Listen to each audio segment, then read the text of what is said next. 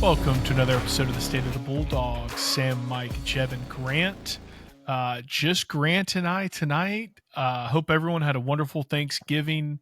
A lot going on. Cancun, not too nice to the boys.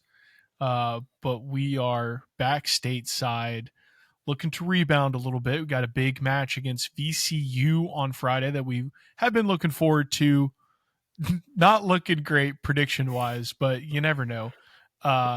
Still looking for a football coach. This drops Wednesday morning. Maybe a coach will have been announced Tuesday night. But Grant, first off, Thanksgiving, go well. Thanksgiving, yep, good. Stayed here in Birmingham, so yeah, no Nice. travel is always good. I know you went somewhere for Thanksgiving, but yeah, it's always good to have a travel, just chill and hang out. Yeah. And watch the Chiefs lose another one-score game. So yeah, that was fun. Are they going to make the playoffs? It's dicey at this point. You have to win out and then hope for some help, which is awkward. Yeah, That's crazy. That was like when the Cowboys won. They showed the NFC standings. yeah. They don't have a prayer. The wild card teams are 8-3. Yeah, 8-3. Then the AFC, you got the Bills. They're 7 seed. The playoffs ended. The Bills would be a 7 seed. Chiefs would be out. The Ravens would be out. The Bengals, obviously. So yeah, it's pretty wild. And it's the AFC side at least. Changing of the guard. Yeah. The Titans, man. They're so bad. They're so bad. They gave up one of the best coaches in the NFL. He's turned the Patriots around. I guess we can start hating the Patriots again, but my gosh, Vrabel should not be there. Yep. And then in the college world, I mean, it's been all over Twitter. Miami, Texas, Notre Dame, who's it going to be? Let's just put it this way. Hopefully the committee does better than the FCS committee. Harvard getting blown out 52-7 really illustrated the fact that the Ivy League did not deserve two teams. The champion, Yale, they beat Youngstown State. Good bid, right? Ivy League deserves to be in the playoff. But my God, 2 bids? Come on. Yeah, it's like letting the ACC get 2 teams. It's like, what are we doing here? What are we doing? Can we not do this? Dude, that's the craziest part. Duke, a 5-loss team, could win the ACC, and we would have James Madison in North Texas. Let's go Duke. Yeah. How crazy is that? Yeah, Duke wins the ACC. The Dukes of James Madison could get in ahead of Duke. Yeah, it's a whole. And then you obviously got the off-field stuff with the lane train choo-chooing to Baton Rouge and that whole circus. Yeah. When somebody when somebody tells you who they are, you should believe them. No, everyone fell for the well, I shouldn't say everyone. I fell for the propaganda that ESPN published before the football season on the lane train. Changed man, all that jazz. He's not changed at all. In fact, he's probably worse. Like, in what world can you sit back and say, yeah, I really love this team, I want to go coach this team, and then when you're denied that opportunity, you try to screw that team every which way as you get out of town? I mean, those two things do not equate. So Lane's a true snake, and wish LSU all the best, because when Alabama opens up, good luck, boys. It's a perfect fit in Baton Rouge if you lay it out that way. That's right. LSU and Lane Kiffin might be a match made in heaven. But Grant, football coaching search still going on. No update in terms of a hire, but we have interviewed. Who all have we talked to, Grant?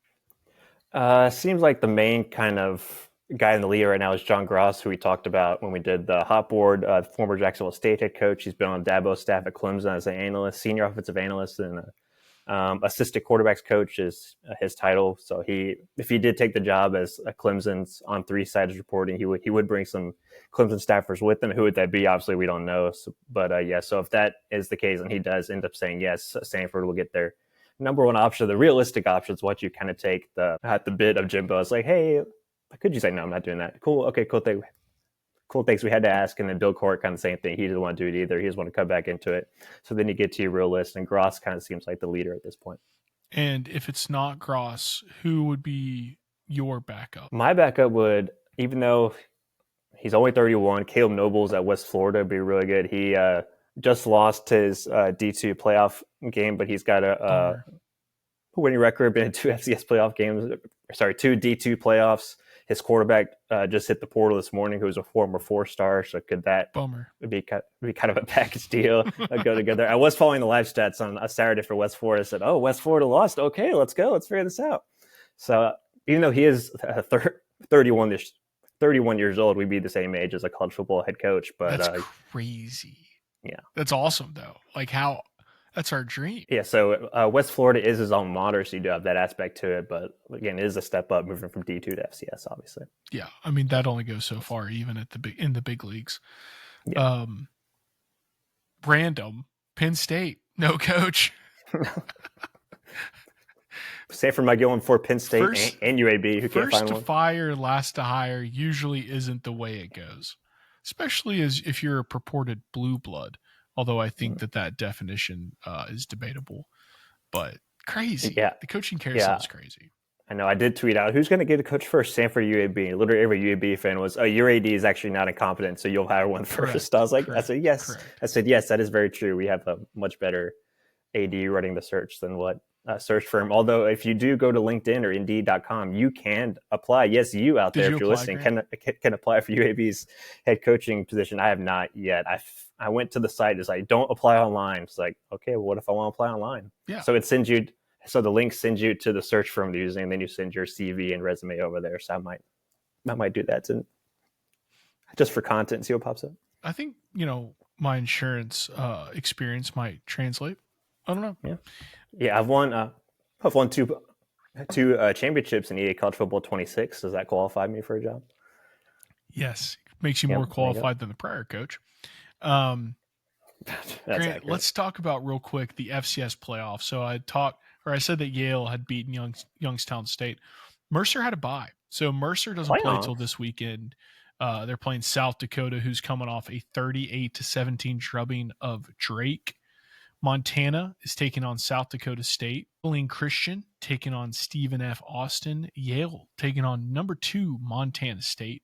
Then on the other side of the bracket, number 1 seed North Dakota State taking on an Illinois State team who beat 16 seed Southeastern Louisiana 21-3. Everybody remembers the Lions, the Sealaw Lions. UC Davis taking on Rhode Island in an 8-9 matchup, which will be a good one. Lehigh taking on Villanova. Villanova stomped Harvard 52-7. And then Tarleton State taking on North Dakota, who destroyed Tennessee Tech 31-6. So Tennessee Tech got a lot of hype coming to the SoCon next year. Got a good seed as a top 15, top 16 team at 13, and played terrible, losing 31-6. Probably would have lost to Tarleton State the next week, this week anyway. But not great. Mercer, the SoCon's lone hope in the playoff, if they were to beat South Dakota, would take on the winner of the Montana-South Dakota State game. So tough sledding for Mercer to advance past this round, to advance past the next round. But we'll see.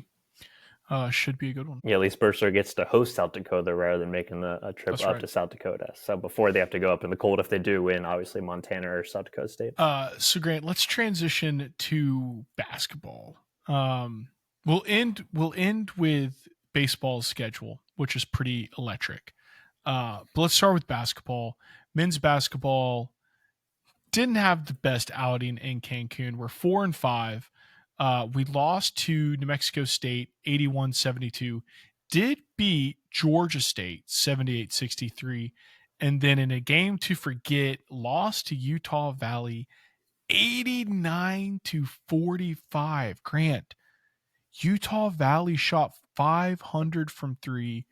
We shot 222, 254 from the floor. Has there been a worse offensive output? I went back and went through Samford's history. Samford, we'll get into why they only scored 45 points in that one due to the roster. But we scored 45 against Purdue. And that Zach Edey opener 4 inches every day. Number 1 overall seed Purdue. That was Graziani, right? That was the lowest, obviously, in the Bucky era. I went back and found, of course, there's some during the COVID season where Samford basically got a roster, which kind of transitioned to why Samford struggled in Cancun. New Mexico State, they had a full team, although it looked like Keaton Norris wasn't 100%. He played the first half, and played the first 2 minutes of the second half, and then sat the rest of the way. So he was nursing an injury. I saw him with the massage gun over there on the bench at the New Mexico State game. So Lenny held him out the rest of that game. Then you go to the next two. Keaton did not play against Georgia State or Utah Valley back to back. So against Georgia State, they were without Keaton and they were without Jaden Booth. Jaden Booth was not injured but sick in that one, as that's another theme for Samford's trip to Cancun. So Samford ended up winning that one 78-63. Got a big game from Faulkner, 19 points and 5 rebounds. And sure enough, the next night he comes down sick or unable to go, so he didn't play. But Jaden Booth did play a little bit. He was coming back again from that illness. So Keaton and Dylan Faulkner didn't play against Utah Valley, hence that scoreline. Yeah. Still, I was looking through. I don't know if this is a new tab, but if you go to Samford's site, you go to the men's stats, there's a comparison tab where it shows you the splits basically of all the major statistics against each team.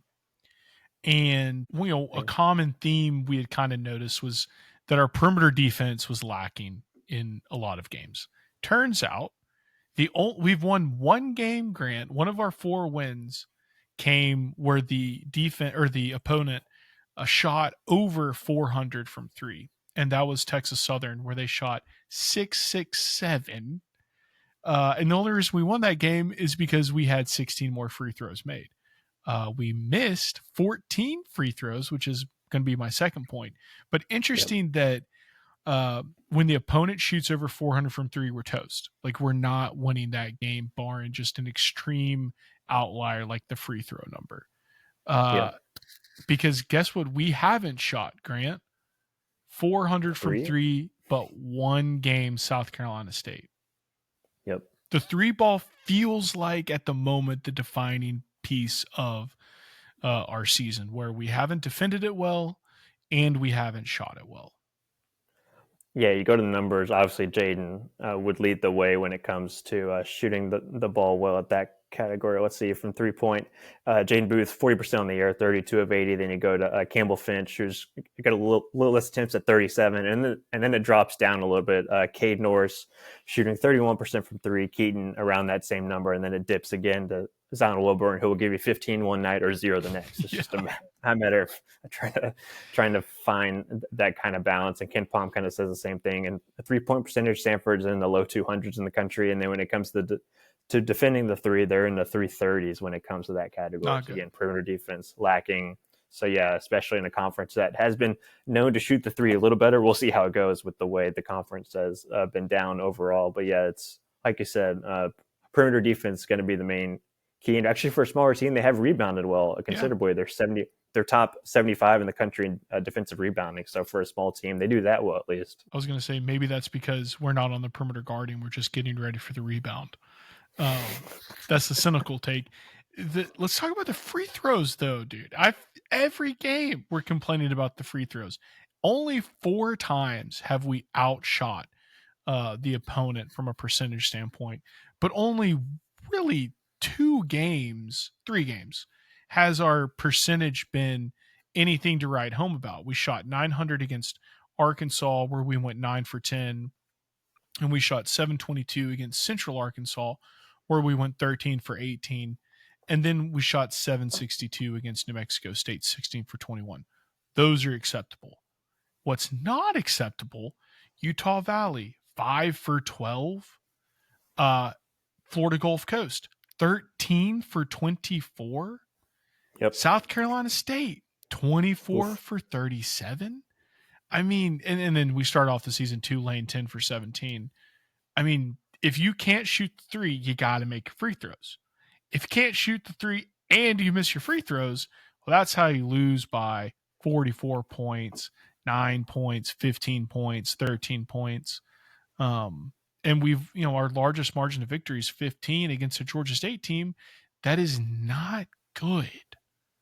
Not good. So a lot still left to prove for this Samford basketball team. They got to get better. They're not good right now. If we had to start conference play right this moment, we're probably finishing 4th to the bottom. But we got a long way to go. fifth to the bottom. Yeah, it's tough because like ETSU's playing the best right now, but then when you go to the bottom three, they're some of the worst teams in the country. Actually, Citadel Yeah, per KenPom is the worst team in the country at crazy. 362nd in the country. Or there's three below them, 362nd, still in the bottom five in the country. Southern Conference through the first 8 to 9 games is the 21st best league for a league we normally see in the 10th, 11th, 12th range. So yeah, it's kind of mirroring football in a way For to sure. where it's there for the taking as of now. We'll see what happens. Obviously, once we get to like mid February, but can someone kind of take up and kind of lead that kind of mantle? You got 4 teams inside the top 200 in KenPom: ETSU, Mercer, Furman, and Chat right at 200. Samford at 229 right now. But yeah, again, once they get healthier and out of this kind of sickness and like the amount of games they pretty much played the schedule, they probably won't do this schedule again the way they've kind of played. Like we're going to play Thursday night, we're going to play Saturday, a lot of 48-hour turnarounds. So, Yeah, no but again, doubt. still no excuse. But yeah, it's still a whole team. You lost a guy, Dejan Humphrey, in your exhibition game to the Achilles, who's going to be a big part of that kind of help you with the score. And they're still trying to figure that out. But yeah, just finding the right balance of scores, which they'll figure out eventually once they get into conference play and settle into a rhythm. So long way to go, but yeah. No, definitely a long way to go. We got VCU coming up Friday. VCU looks pretty good. I mean, I'll go through their schedule quickly. They lost to Villanova. Oh, that's an exhibition. They opened up with Wagner with a dub, 103-74. Lost to this Utah State team 77-80 in the Texas Showcase in Frisco, Texas. What a random, random basketball game. They played St. Peter's and beat them 78-61. Lost to NC State 79-85, top 25 on the road. Pretty tight game. Probably similar to our Arkansas game. Beat Coppin State 101-58. And then in the battle for Atlantis, beat USF 78-66. Lost to Vanderbilt 74-89 and beat Virginia Tech 86-68. So going 2-1 in a pretty prestigious tournament. They're coming in pretty hot. And they got two cats who can drain the three. Jadarian Tracy is 18 for 43 on the season, which is good for 419. And then Terrence Hill Jr., remember the name. He is 20 of 40 on the season. That's not good for us. Yeah, Tracy 6'6", 210, Hill 6'3", Short. 180. Yeah, yeah, tough. Another game that they played well. They were taking. I remember watching this one. This was a couple weeks ago. They took NC State to the wire at NC State, lost by 6. They're 45th in KenPom right now too. So yeah, again, a big test for Samford, as it was a couple years ago when we made the trip back up there. Oh, yeah, that was a great game. And then one of their big men, Lazar Jokic, he does, he doesn't shoot the three, but he's not afraid to shoot it. He's 5 for 13 on the season, so that's something to watch. He's 6'11. I don't know. It looks like there's some matchup problems. They're very good. Their close game against NC State is probably more legitimate than our close game against Arkansas, given the latest results. But gonna be a good one. If we can salvage a victory here, pull off kind of a stunner. I mean, Grant, before we started recording, you said KenPom had this as VCU minus 19. Yeah, this is the last real chance at getting an impressive non-conference win. Not that that matters for any kind of net ranking or RPI, but it would be awesome for the confidence and just kind of put you on the right foot for the last 3 non-con games, which are all at home, before we travel to VMI to kick off conference play on New Year's Day. Grant, any chance we beat the Rams? I say there's a much better chance Sunday, again, another 48-hour turnaround where we fly all the way back home to play Cornell, a game we went up to Cornell last year, lost on a buzzer beater. But yeah, VCU is going to be really tough. I don't know if we'll lose by 19. Hopefully everybody's back from the break, good to go. Thankfully, Samford finally got a 9-day break after playing 9 games in November. So yeah, we'll see how it turns out. I still think VCU will find a way to get it done, and then it all comes down to getting that win against Cornell. As Ken Palm has that Cornell game as a 2-point loss, 2-point win by Cornell, so a little bit closer there. So a good another test before you go play your non D1 games to close out the slate. Yeah, no, it's going to be good. This team, it shows glimpses, right, of what it could be. It shows Yeah. glimpses. If we can just start putting it together and just pick one thing for VCU. Like if we get beat, we get beat, but let's pick one thing to get better at. And if that's free throws, it's free throws. Preferably it's shooting the three. Even more preferably, it's defending the three. I feel like that's probably easier to get better at than making more threes, but I don't know that much about basketball. But let's see one sign of improvement. I'll take free throws if that's all I got, but let's see Yeah, and one thing. hopefully, like I said, got a team at full strength. Haven't had a team at full strength since the Florida Gulf Coast loss. If you want to put that out there, since Keaton didn't play a whole lot against New Mexico State, when Cam Martin kind of had his best game of the year, it would be nice to have that extra kind of punch off the bench to help kind of Samford's bench scoring. It was nice to see Cam kind of get into a little bit of a rhythm. He only had 5 points against Utah Valley, but had 17 against New Mexico State, led the team, then 11 against Georgia State after and not scoring, but only scoring 3 points in the prior 6 games. So that was good to see at least. It was. Anything else on the men's side, Grant? No, just be good to get back at it. Obviously, thank God for the break after playing all those games. So you get the 2, and then we'll get into this. Obviously this later, but your entry into conference play is a little bit of an easier landing spot before you go play Chad in January 10th. So you do have that to look forward to once you get past this stretch. If you can go 1-1 at least in this VCU Cornell stretch. Yeah, we have a month and a third to get to a point where we need to be competitive. I think we got the time. Definitely have the players. The potential's there. I think we have a right mix of opponents to get us to that point. But you still got to go out there and execute and get better every day. Grant, switching over to the women's side, 4-6, kind of a similar story going on the women's side. They had a little MTE heading into Thanksgiving where we lost to Central Arkansas, 67-44, lost to Georgia State, 69-64, but beat Stony Brook, 58-48 before heading up to Minneapolis, take on the Golden Gophers, where we lost 77-40.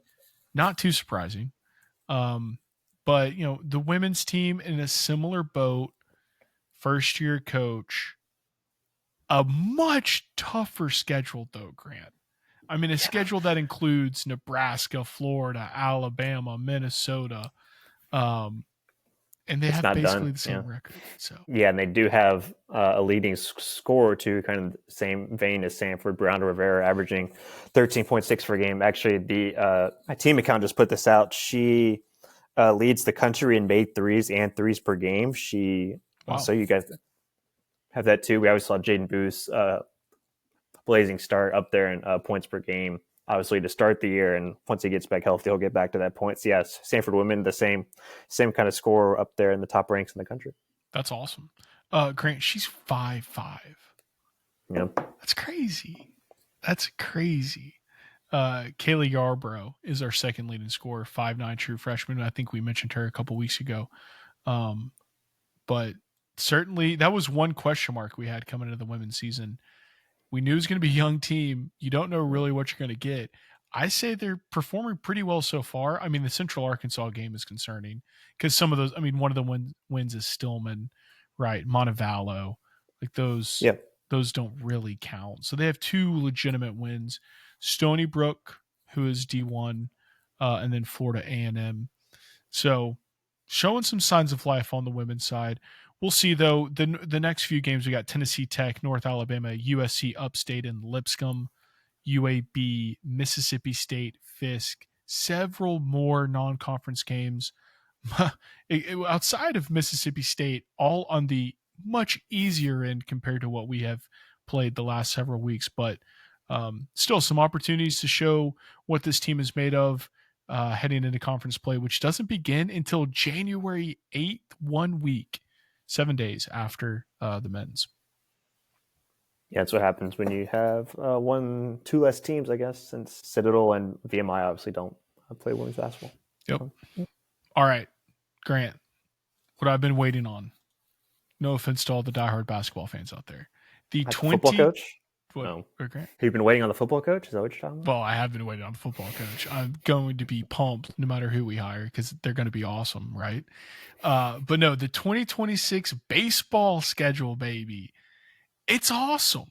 We have a smattering of pretty good squads who we should beat, and some awesome SEC foes. Starting out at home against Belmont, awesome, what should be an awesome series to kick off the season before we host Alabama for a midweek on Tuesday ahead of our 3-game series at Georgia. Awesome. North Alabama at home in the midweek before taking on Bowling Green at home. Grant, I know nothing about Bowling Green baseball, but we'll be excited to see how that team stacks up. We travel to Auburn for a midweek. Feels like we do that every year. And then Kennesaw State, 4-game series in Kennesaw. Excited for that one. Alabama A&M for the midweek.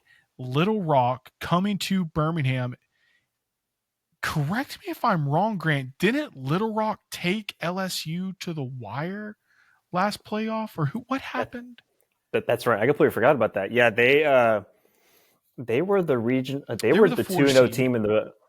Yeah, they were the 4 seed. They won their first 2, and they played LSU in the regional final. Yeah, that's right. I completely forgot all about that until you just brought it up. Oh, yeah, that was an awesome yeah. run. They obviously didn't win. LSU pulled it off to go on and win the national championship, which was unfortunate that they could have been knocked out. I know, right? But Yeah. but fun series. I mean, I don't know if Little Rock's coach is back, but that's going to be a fun team to look into, especially if that guy did return. A fun little series there between two rising mid-major programs. Jacksonville State on the road, always fun Yep. to play on the road in Jacksonville, Alabama. And then we start a little taste of conference play, traveling to Cullowhee to take on the Catamounts. And then we go to Troy before we come back home and host your favorite team, Grant, the Blue Hose of Presbyterian. Blue Hose. Then we go to West Georgia to get a little revenge for the football team, taking on West Georgia. And then that's kind of when conference play really begins. We got a home series against ETSU, the midweek at Bama. Then we host VMI, host Mississippi State in the midweek, go to UNCG, take on Auburn at the Hoover Met, USC Upstate at home for a little break there, Jacksonville State in the midweek, and then wrapping up conference play with series Mercer at home at Citadel and finishing off with Wofford at home with a little North Alabama midweek sprinkled in. But the schedule has it all, Grant. You want a big SEC series, you got it. You want a smattering of SEC midweeks, you got it. You want a fun mid-major series in Little Rock, you got it.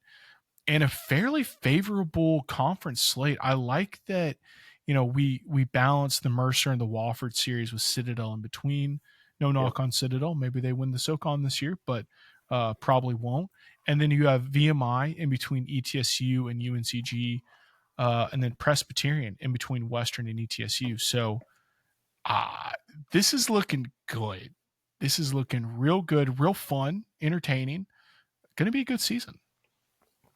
Yeah, I just want to know if we fight Mercer again when they come when they come to Homewood this year. But after all the events, even though the whole both teams might be different, but I think I venture to say no parents will be getting arrested in Homewood. I'm going to be disappointed, Grant, if our students don't create a little paper mache figurine of the Mercer mom who tried to climb the netting.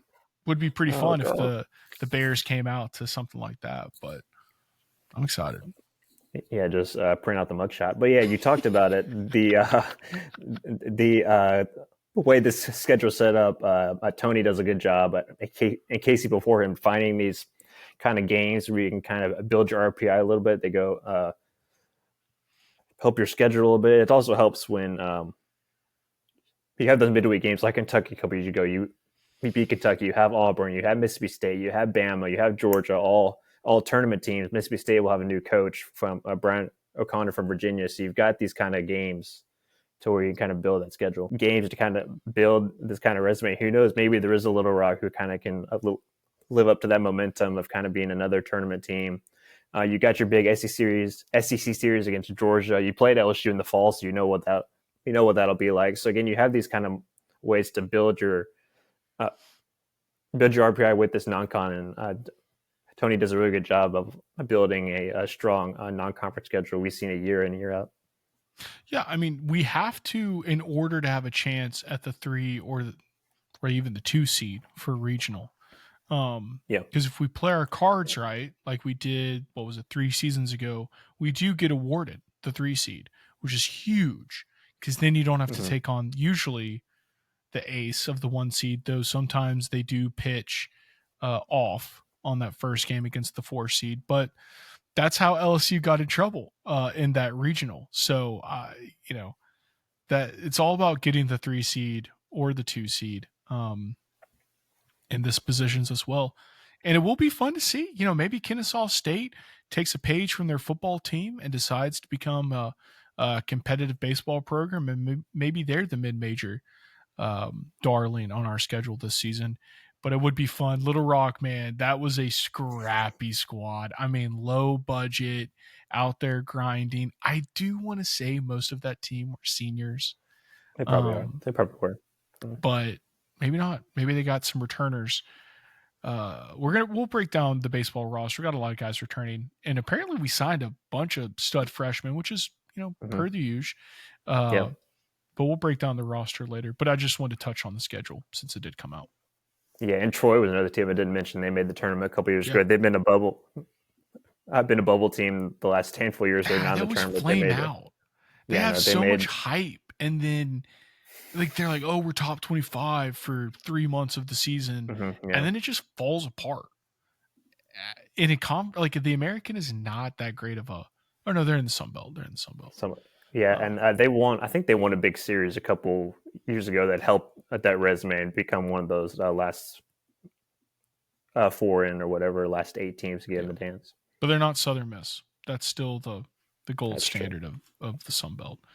Yeah, we've seen that. We've seen that up close and personal down at Auburn with Tanner Hall. Yeah, that's right. Those darn Yale Bulldogs, or no, Penn Quakers. Yeah, Penn. The other annoying Ivy League. Not that they're not all annoying, but Grant, anything else? Big basketball game, coaching search still in flux.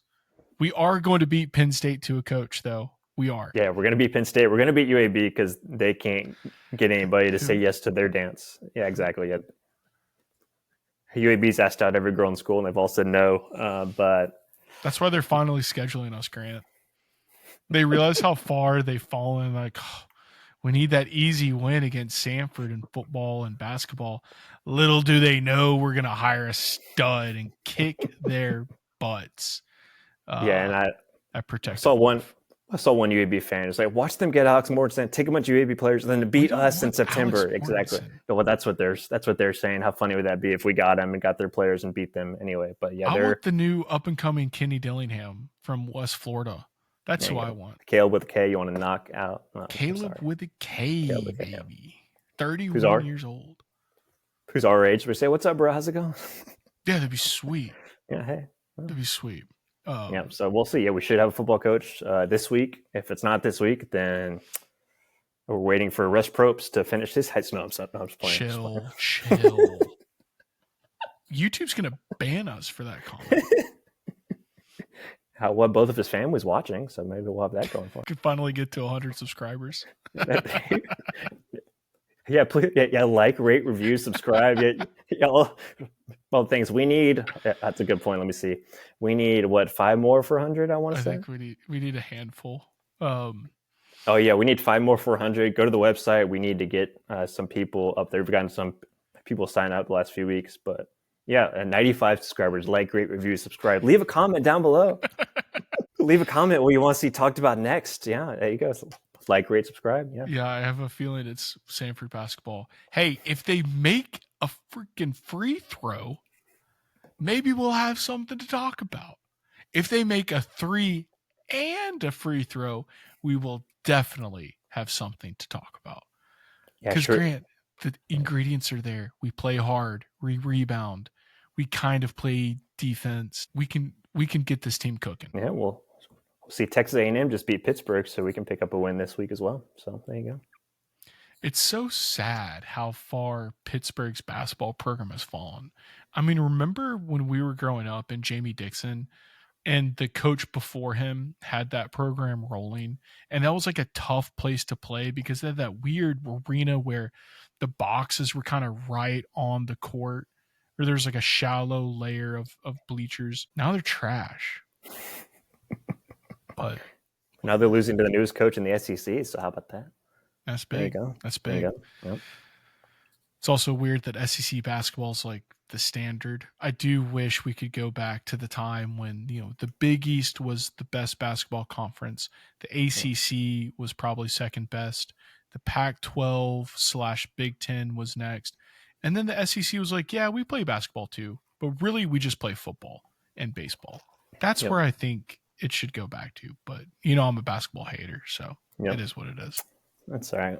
We'll have a new coach to talk about next week, so we'll get the football fix back in. There just was nothing to talk about Samford football-wise. Oh, and then all of our good players are transferring. Shocker. Donovan Grayson, the West Virginia lineman who played really well, also con. The freshman wide receiver, Pittman, or Pitt. No. Yeah, Sam Pickett. Yeah, Sam Pickett, the third freshman. Yeah, he was Samford's third leading receiver last year. Literally the only bright spot for the future.